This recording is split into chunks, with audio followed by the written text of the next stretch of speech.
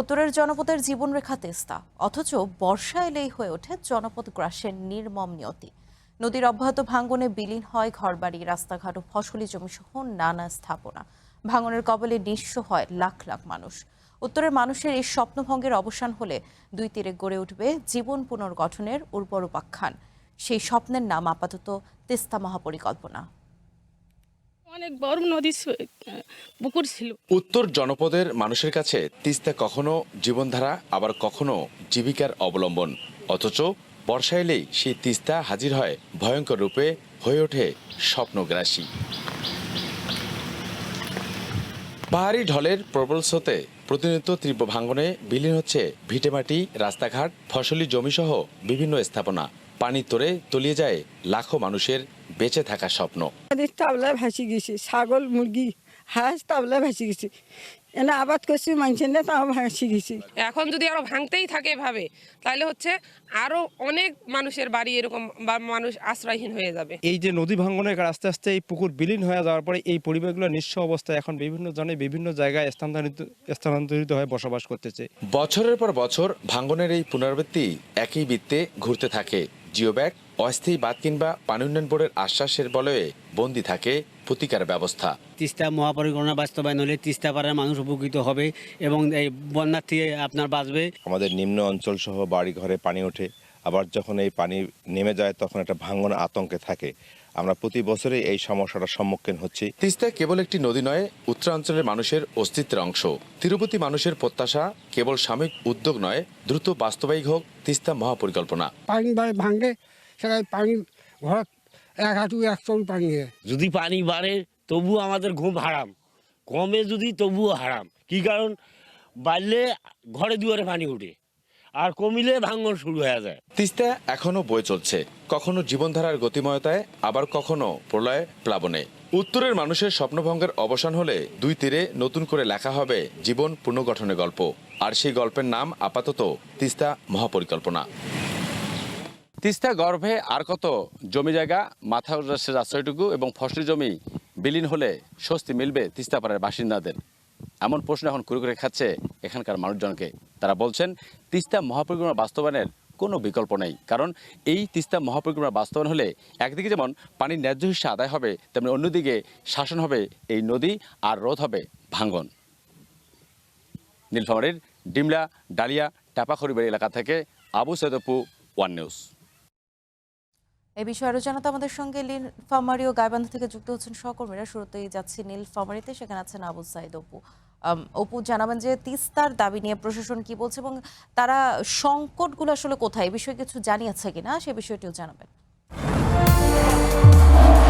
নির্মাণে number 1 Shah cement.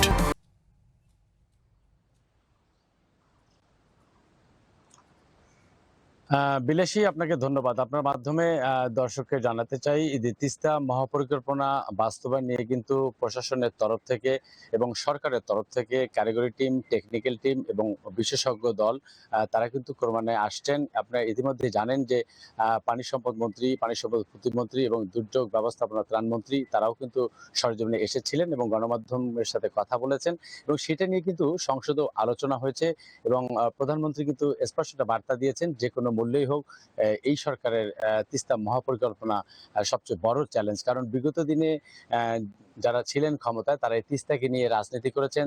তিস্তাকে নিয়ে রাজনীতি করার কারণে এই অঞ্চলের মানুষরাই বলছেন যে তাদের সাথে প্রহসন করা হয়েছে এই তিস্তাকে মানে ঘিরে। তো সবকিছু মিলে প্রশাসনের এই তদারকি অব্যাহত আছে। আরেকটি বিষয় আপনাদেরকে একটু জানিয়ে রাখতে চাই যে গতকালকে কিন্তু তিস্তার পানি বিপদসীমার 7 সেন্টিমিটার নিচ দিয়ে প্রবাহিত হচ্ছিল এবং ক্রমে কিন্তু তিস্তার পানি বাড়ছে। আপনারা দেখতেই পাচ্ছেন যে তিস্তার পানি কিন্তু ক্রমে বাড়ছে এবং তিস্তা ক্রমে উত্তাল হয়ে উঠছে। আর উজানের যে পাহাড়ি ঢল, সেই পাহাড়ি ঢলের কারণে কিন্তু শুধু তিস্তায় পানি বাড়ছে তা না, যে তিস্তা যে বিধৌত যে এলাকা আছে, অর্থাৎ ডিমলা উপজেলার যে 10টি ইউনিয়নের মধ্যে 7টি ইউনিয়ন যে তিস্তা বিধৌত এলাকা, সেই এলাকাগুলোতে ভাঙন দেখা দিয়েছে। কিছু কিছু জায়গায় ঘরবাড়ি নদী গর্ভে যাওয়ার উপক্রম হয়েছে।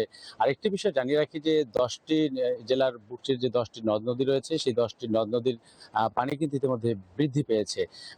আর পানি উন্নয়নের পক্ষ থেকে যেসব এলাকায় আসলে ভাঙন দেখা দিচ্ছে সেই সব এলাকায় সাময়িকভাবে তারা জিও ব্যাগ ফেলে ভাঙন রোধের চেষ্টা করছে, কিন্তু মানে আবার সেই পানি বৃদ্ধির কারণে সেই জিও ব্যাগ ফেলে আসলে খুব একটা কাজ হচ্ছে না। তবে স্থানীয় যারা তীরবর্তী মানুষজন আছেন, স্থানীয় যারা বাসিন্দা রয়েছেন, যারা তিস্তা গর্ভের সর্বস্ব হারিয়েছেন, সেই সব মানুষের আসলে প্রত্যাশা একটাই যে তিস্তা মহাপরিকল্পনা যদি বাস্তবায়ন হয়, তাহলে তিস্তা মহাপরিকল্পনা বাস্তবায়নের যেসব পরিকল্পনাগুলো রয়েছে তার মধ্যে যেমন পানি যে ন্যায্য হিসেবে যেমন আদায় হবে, নদীর শাসন হবে, সবচেয়ে বড় যে বিষয়টা হবে যে চিরচেনা যে মানুষের সেই দুর্ভোগ, অর্থাৎ তিস্তার জন্ম থেকে যে তিস্তা গর্ভে যে শত শত একর জমি, মানুষের বসত ভিটা, ঘরবাড়ি, এই যে সবকিছু বিলীন হয়েছে, এই সবকিছু আর মানুষকে দেখতে হবে না, কারণ তখন নদীর শাসন হবে, ভাঙন রোধ করার জন্য বাঁধ নির্মাণ করা হবে, এবং যাদের জমি আসলে তিস্তা গর্ভে বিলীন হয়েছে সেই সব মানুষ তাদের জমিগুলো ফেরত পাবে। এবং বর্ষা মৌসুমে যে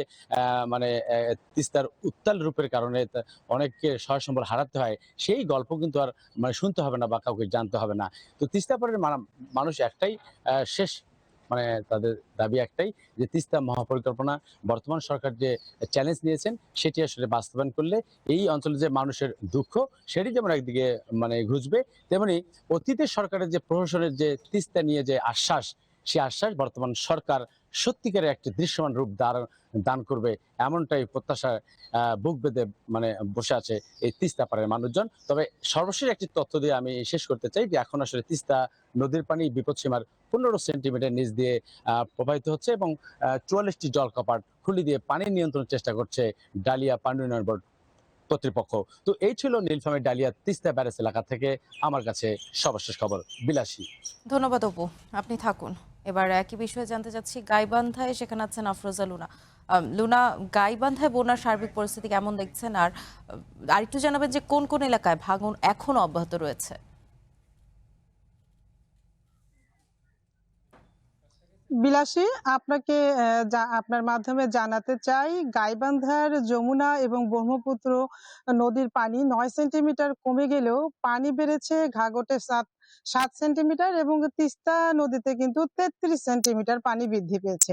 এই পানি বৃদ্ধির কারণে তিস্তার বিভিন্ন পয়েন্টে ব্যাপক ভাঙন শুরু হয়েছে। ভাঙন যদিও শুরু হয়েছে ফুলছড়ি এবং ঘাঘটের কিছু পয়েন্টে, কিন্তু ব্যাপক ভাঙন চলছে গাইবান্ধার সুন্দরগঞ্জের তিস্তা নদীতে। ইতিমধ্যে সুন্দরগঞ্জের 4টি ইউনিয়নের বিভিন্ন চরাঞ্চল এবং গ্রামে কিন্তু ব্যাপক ভাঙন চলছে, এবং ভাঙন অব্যাহত চলছে আমি বলতে পারি।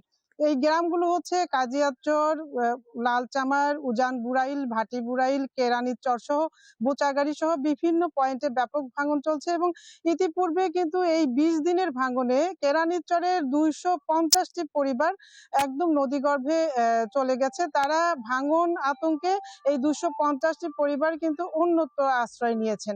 তো পানি উন্নয়ন বোর্ড যেটি বলছে যে তারা ভাঙন প্রতিরোধে সর্বাত্মক চেষ্টা করছেন, কিন্তু সব জায়গায় তারা ভাঙন ঠেকাতে পারছেন না।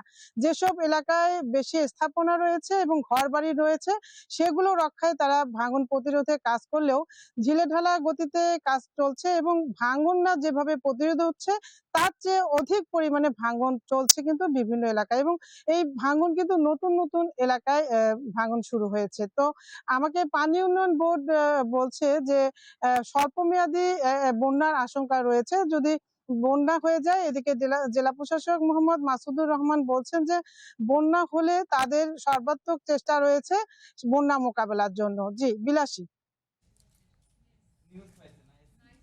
ধন্যবাদ লুনা। তিস্তার দাবি নিয়ে প্রশাসন কি বলছে এবং সংকটগুলো আসলে কোথায়, এছাড়া কোন এলাকায় কোন কোন এলাকায় ভাঙন এখনো অব্যাহত রয়েছে, এসব বিষয়ে জানাতে এতক্ষণ আমাদের সঙ্গে নীলফামারী ও গাইবান্ধা থেকে যুক্ত ছিলেন সহকর্মীরা।